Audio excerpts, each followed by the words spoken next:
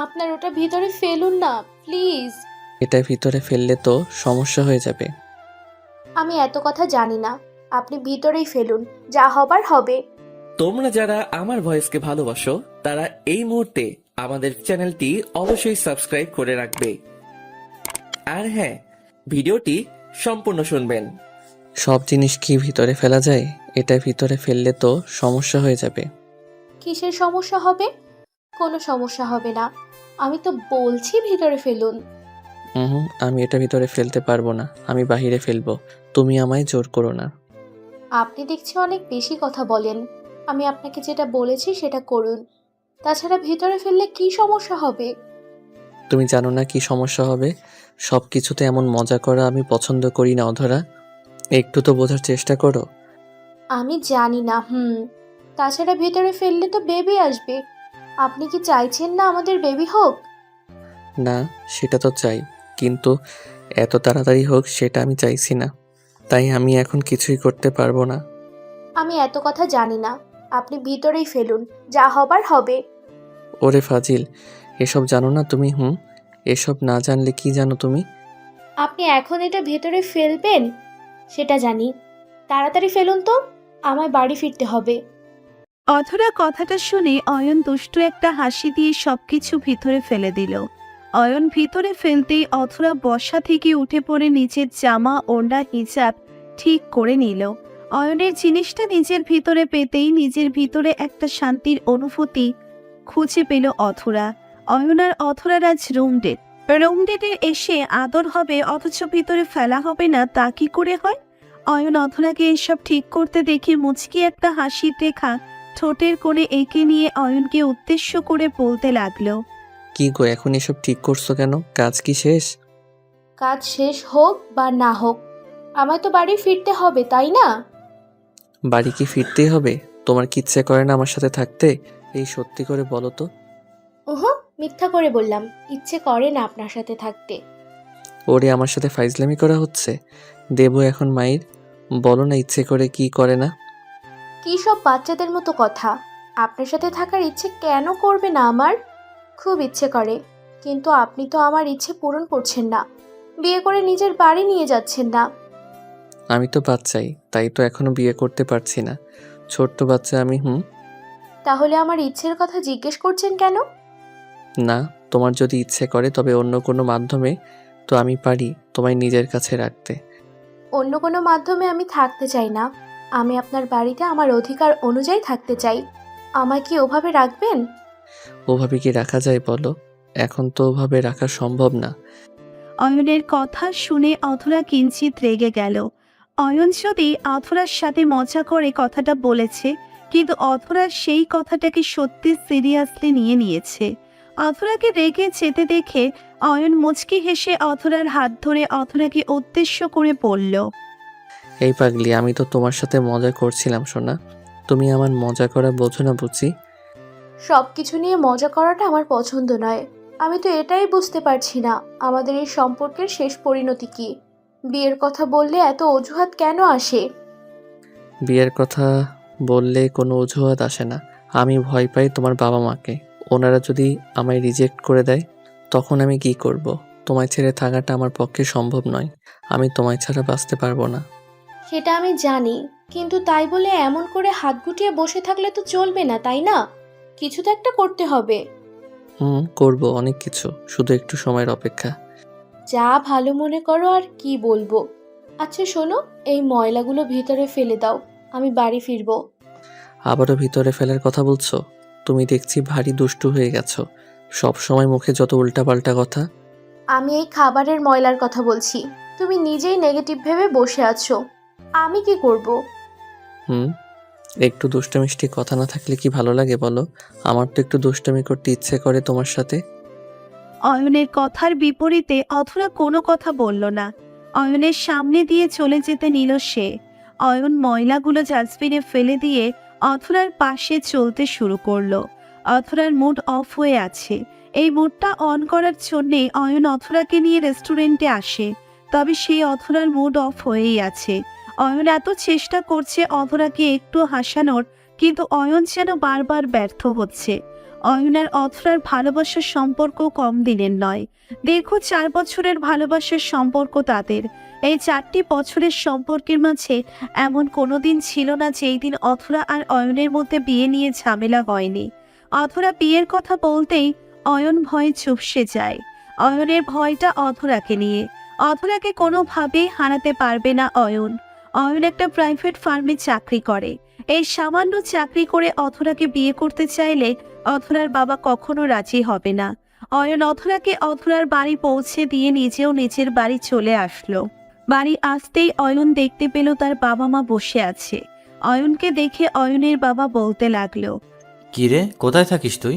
আজকাল দেখি বাসায় একদণ্ড বসতে পারিস না। কোথায় যাস, কি করিস তুই? কোথাও না বাবা, ওই একটু আড্ডা দিচ্ছিলাম। কেন বাবা, কিছু বলবে তুমি? নতুন করে তোকে বলার মতো কিছুই নেই। তোকে বলেছি এই ছোট্ট চাকরি করিস না, আমার বিজনেসে হাত লাগা। কিন্তু না, তুই তো আমার কথাই শুনিস না। দেখতে দেখতে তো আর বয়স কম হলো না আমাদের। এইবার আমরা বাবা, আমি বুঝতে পারছি তুমি কি বলতে চাও, কিন্তু আমি তো আগেই বলেছি আমি আত্মনির্ভর হয়ে বাঁচতে চাই। আর আমার এখনো বিয়ে করার কোনো প্ল্যান নেই, তাই এসব কথা বাদ দাও। নেই বললেই হলো নাকি? আমরা মরে গেলে বিয়ে করবি নাকি? আমাদের শখ আহ্লাদ পূরণ করবি না তুই? আমাদের ইচ্ছের কি কোনো মূল্য নেই তোর কাছে?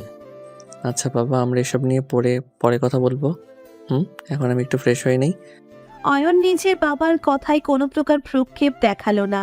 অয়নের চাকরি নিয়ে উনি কখনো সুখ অনুভব করেননি, আর করবেই বা কেন? অয়নের কাজটা তো খুব ছোট্ট, কিন্তু মানুষ একটু একটু করে ছোট থেকেই বড় হয়। অয়ন নিজের রুমে এসে ফ্রেশ হয়ে নিল। অয়ন ফ্রেশ হয়ে সোফায় বসে পড়তেই অয়নের ফোনে অথরার কল চলে এলো। অয়ন অথরাকে ফোন পেতেই কলটা বেশ দ্রুত পিক করতেই ওপার থেকে অথরা একটু গম্ভীর কণ্ঠে অয়নকে উদ্দেশ্য করে বলল, বাসায় পৌঁছে একটা কল করা কি যেত না আমায়? খুব বড় ভুল করে ফেলেছি নাকি বিয়ে করার কথা বলে? অধরা, এসব কিছু না।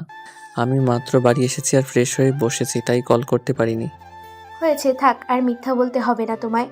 আমি বুঝতে পারি সব। সত্যি বলছি আমি। তোমায় অযথা মিথ্যে কেন বলতে যাব আমি, বলো আমায়। কেন বলতে যাবে সেটা তো তুমি নিজেই জানো। তা এখন কি করছো? এই তো বসে আছি, তুমি কি করছো? অপেক্ষা করছি। কিসের অপেক্ষা? মৃত্যুর অপেক্ষা। অথরার কথা শুনে অয়নের ভীষণ রাগ উঠে যায়। এমন সব অদ্ভুত কথা বলার মানে কি? অয়ন সবসময় অথরাকে বারণ করেছে এসব বাজে কথা মুখে না নিতে। তবুও অথরা অয়নকে কষ্ট দিতে গিয়ে এই কথাগুলো বারবার করে বলে। অয়ন এই সব কথাগুলো কোনোভাবেই সহ্য করতে পারে না। অয়ন মন খারাপ করে অথরার কলটা কেটে দিল। অথরাও বুঝতে পারল অয়ন কল কেটে দিয়েছে। অথরা আর অয়নকে কল করলো না। অয়ন বিছানার পাশে ফোনটা রেখে দিয়ে চোখ বন্ধ করে শুয়ে পড়ল। বিকেলের দিকে অয়ন ঘুম থেকে ফ্রেশ হয়ে নিল। মনটা আজ বড় অশান্ত হয়ে আছে তার। কোনো কিছুতেই যেন মন স্থির করতে পারছে না অয়ন। অয়নের মনে পড়ে আছে অথরার কাছে। অথরাও মন খারাপ করে আছে। যে করেই হোক অথরার রাগ অভিমান ভাঙাতে হবে অয়নের। অয়ন হালকা নাস্তা করে নিজের বাড়ি থেকে বেরিয়ে সোজা চলে আসে অথরার বাড়ির সামনে। অথরার বাড়ির রং সামনে এসে অয়ন অথরাকে কল করলো। দুবার রিং হবার পর অথরা কলটা পিক করলো। অয়ন অথরাকে উদ্দেশ্য করে মলিন কণ্ঠে বলল, সরি অধরা, আমি জানি তুমি আমার উপর অভিমান করে আছো। আমায় একটু সময় দাও, আমি কথা দিচ্ছি সব ঠিক করে দিব। দিলাম সময়। আর আমি তোমার ওপর অভিমান করে নেই। শুধু শুধু নিজেকে কষ্ট দিচ্ছ তুমি। আমি জানি তুমি কি করে আছো। এখন কথা না বাড়িয়ে দ্রুত বাড়ির নিচে এসো, কথা আছে আমার। কার বাড়ির নিচে আসবো? তোমার বাড়ির নিচে আসবে, আমি অপেক্ষা করছি তোমার জন্য। অয়নের কথা শুনে অথরা একটু অবাক হলো। অয়ন অথরার বাড়ির নিচে আসায় অথরা অবাক হয়েছে, কারণ অয়নের আগে কখনো অথরার বাড়ির নিচে আসেনি। অথরার বাড়ির থেকে অনেকটা দূরে দাঁড়িয়ে অথরাকে বিদায় জানিয়ে চলে যেত অয়ন। আজ হঠাৎ অথরার বাড়ির নিচে অয়ন আসায় অথরা একটু অবাক হয়ে যায়। অথরা ফোনটা কেটে দিয়ে দ্রুত উপরতলা থেকে নেমে চলে এলো বাড়ির বাহিরে। বাড়ির বাহিরে আসতেই অথরা দেখতে পায় অয়নকে। অয়ন অথরার দেওয়া উপহারের শার্টটা পরে হাতে কিছু একটা নিয়ে অপেক্ষা করছে। অথরা আশেপাশে তাকিয়ে একটু দেখে নিয়ে অয়নের দিকে এগিয়ে গেল। অয়ন অথরাকে দেখতে পেয়ে মুচকি একটা হাসি ঠোঁটের কোণে এঁকে নিল। অধরা অয়নের কাছে এগিয়ে এসে প্রশ্নসূচক কণ্ঠে অয়নকে উদ্দেশ্য করে বলল, এই, তুমি আমার বাড়ির সামনে এলে কি কারণে? আমায় কল করে কথা বললেই তো হতো। হুম, হতো না। আর কতকাল এমন লুকোচুরি করে কাটাবো বলো? আমার এই লুকোচুরি আর ভালো লাগছে না। তাছাড়া আমরা তো কোনো পাপ করিনি, একে অপরকে ভালোবেসেছি শুধু। হয়েছে হয়েছে। আমি জানি না আমার ভিতর বিয়ের জন্য এতটা সাহস কোথা থেকে এলো। তা জনাব, আপনার হাতে এটা কি? গেস করে বলো তো এটা কি হতে পারে? আর শোনো শোনো, আমি কি সারা জীবন ভীতু থাকবো নাকি? এখন তো একটু সাহস রাখতেই হবে আমায়। জি, সাহস থাকতে হবে। যে কোনো পরিস্থিতি মোকাবেলা করার ক্ষমতা নিজের মধ্যে থাকতে হবে। তবেই তো ভালোবাসা পূর্ণতার পথে হাঁটবে, তাই না? জি তাই। এসব ছাড়ো, আগে বলো শোনা, আমার হাতে এটা কিসের বক্স হতে পারে? চকলেট। আমি জানতাম তুমি এটাই বলবে। আমার চকলেট পাগলি বলে কথা।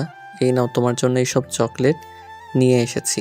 এবার একটা মিষ্টি হাসি দিয়ে আমার কলিজাটা ঠান্ডা করে দাও সোনা। অয়নের এমন সব দুষ্টু পাগলামি দেখে অধরা নিজের হাসি আটকে রাখতে পারে না।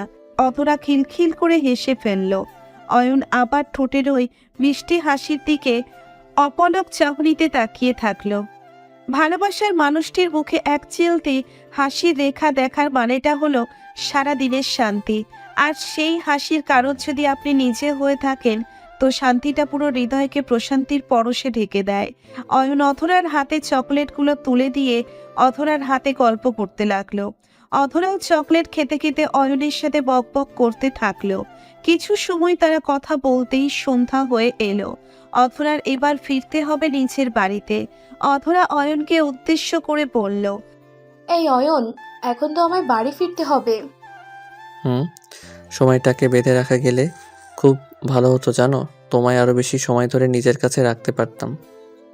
সময়কে বেঁধে রাখা যদিও সম্ভব নয়, তবে প্রিয়জনকে আটকে রেখে নিজের বাহু জোরে রাখাটা খুব কঠিন নয়। জি সেটা আমি জানি, আর আমি আমার প্রিয়জনকে নিজের বাহুডোরে ঠিক আটকে রাখবো। অয়ন কথাটা বলতেই অধরাকে নিজের বুকের সাথে মিশিয়ে নিল।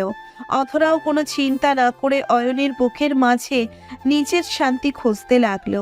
মিনিট এক হতে না হতেই অয়নের পেছন থেকে অধরার বাবা এসে অয়নকে উদ্দেশ্য করে খানিকটা চিৎকার করে বলে উঠল, এই ছেলেটা কে? আমার বাড়ির নিচে কি করছে ও? আর আমি জানতে চাই ওর সাথে তোর কি সম্পর্ক? বাবা, ও হলো অয়ন। আমি ওকে ভালোবাসি বাবা। অয়নও আমায় ভালোবাসে। হোয়াট? ছি ছি ছি ছি, আজ তো এত বড় অধঃপতন হয়েছে। নিজের বাবার সামনে ভালোবাসার কথা বলতে লজ্জা করছে না তোর? আমরা দুজন কোনো পাপ করিনি যেটার কারণে লজ্জা পেতে হবে। আমরা একে অপরকে ভালোবাসি, আর ভালোবাসার কখনো লজ্জা থাকে না। বাহ বাহ, ছেলেটার দেখি তোর সব কিছুই পরিবর্তন করে দিয়েছে। আগে আমার সামনে কথা বলতে গিয়ে 10 বার ভাবতে হতো, আর আজ বাবার মুখে মুখে কথা বলছিস তুই। অসাধারণ। বাবা ভুল বোঝে না আমায়। অয়ন আমায় কিছু শেখায়নি। আমি সত্যি বলতে সব সময় পছন্দ করি, আর তোমার থেকে কিছু লুকানোর প্রয়োজন নেই, তাই সব বলে দিচ্ছি। আগামীকাল আমি অয়ন আর অয়নের বাবা মাকে আমার বাড়িতে দেখতে চাই। ওদের সাথে আমার কথা আছে। ঠিক আছে বাবা। অধরা নিজের বাবার সাথে কথা বলা শেষ করতেই হন হন করে চলে যায় নিজের রুমে। রুমে এসে অধরা ভাবতে লাগলো যে অয়নকে কি করে সে রাজি করাবে বাবার সাথে ওর পরিবার নিয়ে দেখা করতে। কারণ অয়ন তো বিয়ের কথা বললেই নানা ধরনের অজুহাত দিতে থাকে। অধরা খানিকটা সময় ধরে চিন্তা করলো। নিজের বোনের সাথে নিজে যেন যুদ্ধ করলো অধরা। না, অয়ন কি করবে সেটা অয়ন বুঝবে। অধরার কাজ হলো অয়নকে জানানো। নিজের ভালোবাসার টানে সে যদি না আসতে পারে, তবে আর কিচ্ছু বলার নেই। অধরা যেমন ভাবা তেমন কাজ। অয়নকে কল করে বলল তার বাবা কি বলেছে তাকে। অয়ন সব কথা শুনে চুপ হয়ে থাকলো। অধরা অয়নকে সাফ সাফ জানিয়ে দিল এখন সবকিছু অয়নের হাতে। অতঃপর আর কোনো কথা না বলে কলটা কেটে দিল অধরা।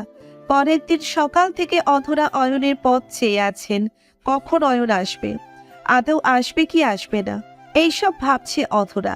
সময় আপন গতিতে এগিয়ে চলতে লাগলো, তবে অয়নের আসার কোনো খবর নেই। সন্ধ্যার দিকে অধরা সব আশা ছেড়ে দিয়ে মন খারাপ করে নিজের রুমে বসে আছে। এর মধ্যেই অনেকবার অথরার বাবা অথরাকে জিজ্ঞেস করে অয়ন কখন আসবে। নিজের বাবার প্রশ্নের বিপরীতে অথরার কোনো উত্তর ছিল না। সন্ধ্যার দিকে অয়ন চলে আসে অথরার বাড়িতে।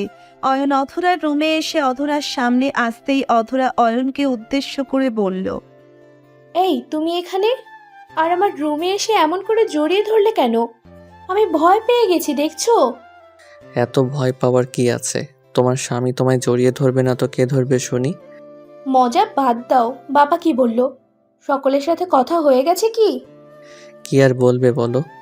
এমন হ্যান্ডসাম ছেলেকে মেয়ে দিবে না তো কাকে দিবে? এখন চলো চলো, আমার বাবা মা তোমায় দেখবে, আর কথা পাকা করে আজকেই তোমায় নিয়ে যাবে। অয়ন অথরার মনের অবস্থা বুঝতে পেরে পরম আবেশে অথরাকে আগলে নিল নিজের বাহু ডোরে। ভালোবাসা এমনই হয়, দুটি ভালোবাসার মানুষকে কখনো আলাদা করতে নেই। সকল বাবা মা যদি অথরা আর অয়নের বাবা মায়ের মতো হতো, তবে আর কোনো ভালোবাসার শেষ পরিণতি দীর্ঘশ্বাস হয়ে থাকতো না। বেঁচে থাকুক ভালোবাসা। অয়ন অথরার নতুন জীবনের জন্য দোয়া করবেন সবাই। প্রতিদিন ভালোবাসার নতুন নতুন গল্প পেতে চ্যানেলটি সাবস্ক্রাইব করে পাশে থাকা বেল বাটনে ক্লিক করুন।